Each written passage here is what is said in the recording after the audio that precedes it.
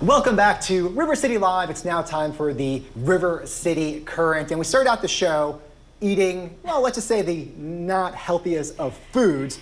Ice cream. We celebrated that July is National Ice Cream Month, and it's also National Mac and Cheese Day. Yes, be sure you celebrate both of those things. And of course, we were in the kitchen doing some shrimp fried rice. So it's time for my stomach to settle a little bit. And maybe we can talk about getting rid of the quarantine 15? Yeah, sure. So let's go on a little bit more of a health kick. Okay. And one of the healthiest habits that you can have is sleep. It's so important to do that. And this is what's interesting. You would think that with everybody being on lockdown and not leaving their homes and not going into work, that people would be getting better sleep.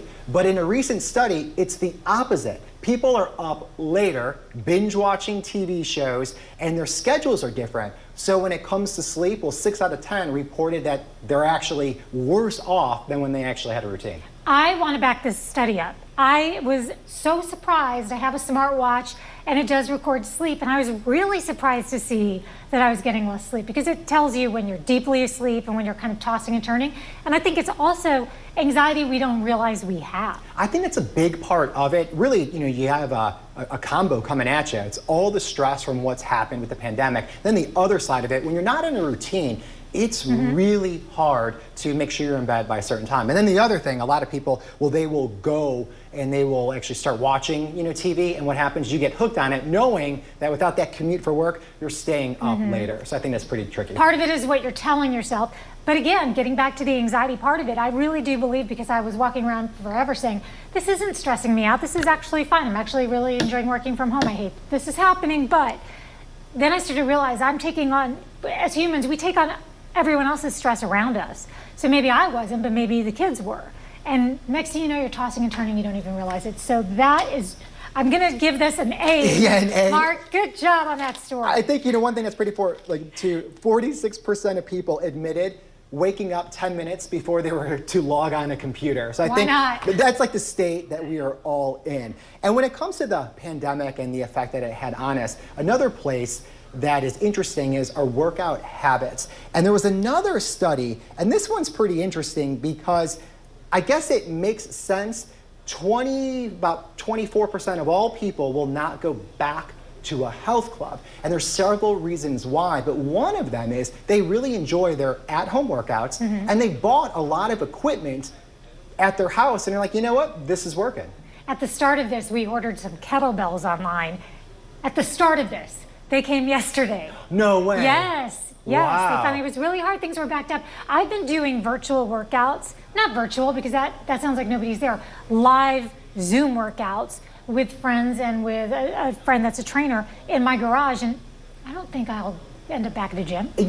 Similar to me, not really with the virtual workouts, but as soon as this happened, I wanted to buy equipment just to have. So I bought basic things, and I haven't lifted a free weight since March. And I still feel like I kept up with everything that I was doing, but the other thing that I like is at any time during the day, I could just go and walk into that room of the house and work out. So I see why it's an advantage to a lot of people. But then the other part of it is people, they don't want to wear masks, because that is pretty tough to do when you're trying to work out. So I could see how that happened. And also they're scared. You're touching a lot of different equipment, you're sweating. So I get that as well. I think that is at the heart of it. But another reason why I'm enjoying the not going somewhere is I'm losing things less. Because when you're changing out of work clothes into gym clothes, everything's in your bag, and the next thing you know, I'm not kidding, even I do lose things quite often. This is one of my traits. It makes me charming. But but more than ever, when I was packing a bag, changing, unpacking a bag, next thing you know, there's one sock missing, earrings. So there's just a lot. How everybody talks about they got really casual with their work, attire? Yeah. My workout attire is really weird. It's kind of like comfy pajamas slash Why whatever. not? Exactly. Who's yeah. gonna make fun of you? Nobody. Nobody. So we talked about how COVID's really been affected our daily habits, but there's a whole nother population out there that is affected in an odd way, and that's all the animals out there. If you think about it, traveling is down all over the world. And there's a lot of places just in neighborhoods where you're going to see more deer and wildlife start to come to the suburbs. And they actually have a name for this, and they're calling it an anthropause. So it's one of those things where human activity has stopped, but yet the animal kingdom has kind of picked up and started to creep in on our territory. I saw a study that said there's a lot less roadkill, which makes perfect sense with less cars on the road. Huh, anthropause? Anthropause, because we are pausing with really development, you know, and that's really, I think, something that's interesting. The other part of it, I think, that's cool is what they want to figure out is, did animals leave because of everything that we're building up, or are they just scared of humans? And if you are enjoying seeing these animals, maybe we need to figure out what we can do to make them not vanish again. Exactly, yeah. So, you know, live with them. So one of the things that I like to do, especially on these long days, is to get outside. And it's been over 90 degrees, I think, for the last 30 days. And that sun is so strong, even late at night. About a week ago, I was at one of my son's soccer games. Yeah, there was actually soccer games happening, all the parents social distance. It was 6 o'clock, there was a double header.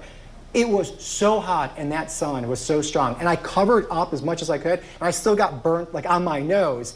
So you gotta be really careful out there. And we found it's really just some home remedies that, according to this article, they've been proven to work. And a lot of these I've never heard of before. I'm with you, like potatoes, slicing potatoes and placing them on your burn. And there's science behind it. Yeah, I guess like the starch is the active ingredient there that helps out with it and helps to just relieve that pain. Another one is yogurt. As odd as that sounds, now if it's cool plain yogurt, I think that would be kind of soothing, you know, to it. But I guess the probiotics are the key ingredient in that. Again, science, who knew? And then baking soda. Now, I remember using baking soda when I was stung by a stingray once, because I guess that's another scientific reason when you're soaking in a tub, but it also is good for easing the pain from burns. It's the bicarbonate. Interesting. Yes. Yeah. Was that Is there painful? nothing that was that painful? Yeah.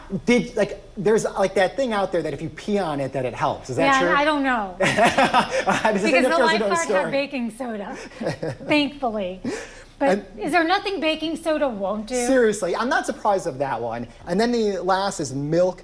It has anti-inflammatory properties, and that helps out, kind of similar to oatmeal. So there you go, just a handful of things out there that chances are you have that in your house. That's the difference. One of the things, if you have a sunburn, it sucks. Yeah. It is painful, and well, we have a lot more sun ahead of us for the next couple of months. And even the days that don't seem sunny. That's the sneaky part. You can get such a sunburn on those kinds of days. And if I have to tell you as many times as I have to tell my kids, wear your sunscreen. But that's cool to know that there are things that are in your own cabinet. You don't have to go out searching for aloe or putting things on there that make it worse, like ointments can make it worse. So yeah, well, there you go. Just a couple of tips out there. So we learned something. We hope you did. Stick around, more to come right after this.